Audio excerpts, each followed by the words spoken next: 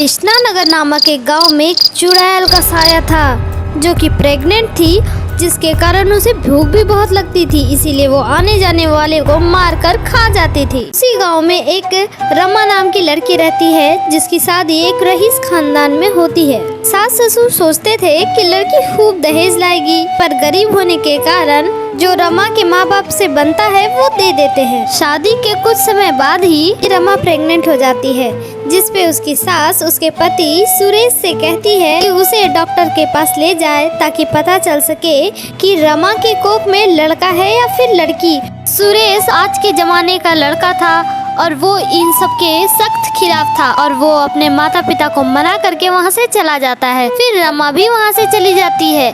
तब रमा के सास ससुर एक तरकीब लगाते हैं कि क्यों ना रमा को ऐसी दवाई खिलाई जाए जिससे रमा को लड़का ही होगा।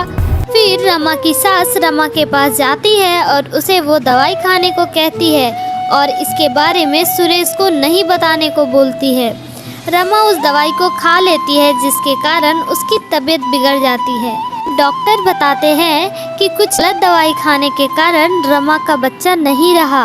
इसके बाद रमा अपने पति सुरेश को दवा के बारे में बताती है।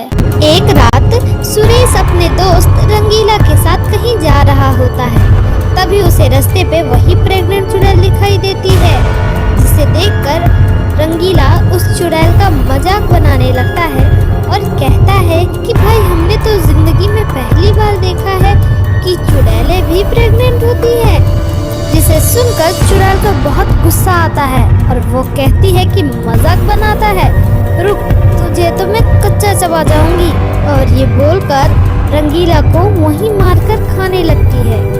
तभी मौका देखकर सुरेश वहाँ से भाग जाता है। कुछ ही दिनों बाद रमा अपनी सास के साथ मंदिर से घर वापस आ रही होती है। तभी उसकी सास उससे कहती है कि मैं घर जा रही हूँ और तुम बाजार से सामान लेकर घर ही आ जाना। तभी रमा एक पेड़ के नीचे बैठकर रोने लगती है। तभी वहाँ चुड़ैल आती है और वो कहती है कि अरे वाह, मेरा शिकार तो आज खुद ही चल कर आ गया है, आज तो मैं पूरा भर पेट खाऊंगी। तब रमा कहती है कि ठीक है आप मुझे खा लो, वैसे भी मुझे जीने की कोई इच्छा नहीं है, पर आपकी ये हालत। तभी चुड़ैल कहती है हाँ मैं प्रेग्नेंट हूँ, इसी वजह से मुझे भूख भी बहुत लगती है और इसी बच्चे के लिए मुझे खाना भी होता है। तब रमा कहती है कि ठीक है आप मुझे खा लो, वैसे भी मेरे नसीब में ये सुख कहाँ कि मैं कभी माँ बनूं।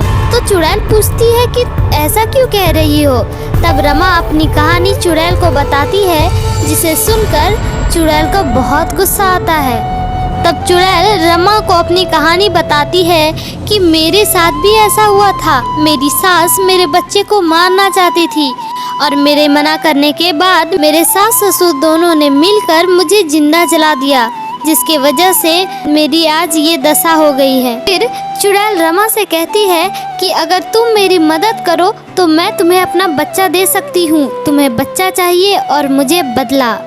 ये सुनकर रमा बहुत खुश हो जाती है और घर जाकर अपने पति सुरेश को ये सारी बातें बताती है। सुरेश कहता है कि ये चुड़ैल बहुत खतरनाक है, ये मेरे दोस्त रंगीला को मेरे आंखों के सामने ही मारकर खा गई थी, इससे तुम दूर ही रहो, वो तुम्हें भी खा जाएगी। उस पर रमा को तो बच्चा चाहिए था, वो सुरेश की बात को नहीं मानती है और चुड़ैल के पास जाने लगती है। तभी रमेश भी उसके पीछे पीछे चल पड़ता है। फिर चुड़ैल रमा को देखकर बोलती है कि अच्छा हुआ तू आ गई। फिर सुरेश को देखकर कहती है कि ये कौन है। तब रमा बोलती है ये मेरे पति है। तो चुड़ैल कहती है अच्छा ठीक है, मैं तुझे नहीं मारूंगी, तू डर मत। रमा के साथ भी वही हुआ है जो मेरे साथ हुआ था और अब मुझे बदला लेना है।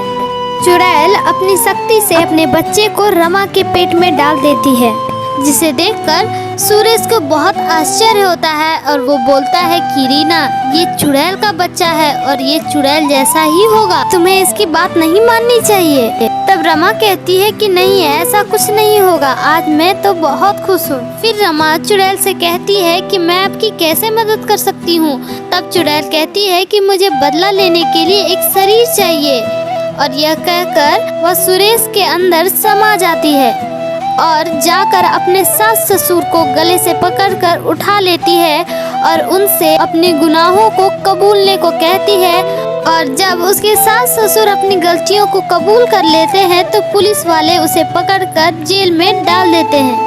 इसके बाद सुरेश और रमा अपने घर जाते हैं। रमा को देखकर उसकी सास कहती है, अरे वाह, तुमने तो मुझे बताया ही नहीं। चलो अब मैं तुम्हें डॉक्टर के पास लेके चलती हूँ। यह सुनकर चुड़ैल वहाँ आ जाती है। अभी चुड़ैल को देखकर उसके सास ससुर डर जाते हैं और उसके बाद उसे कुछ भी नहीं बोलते।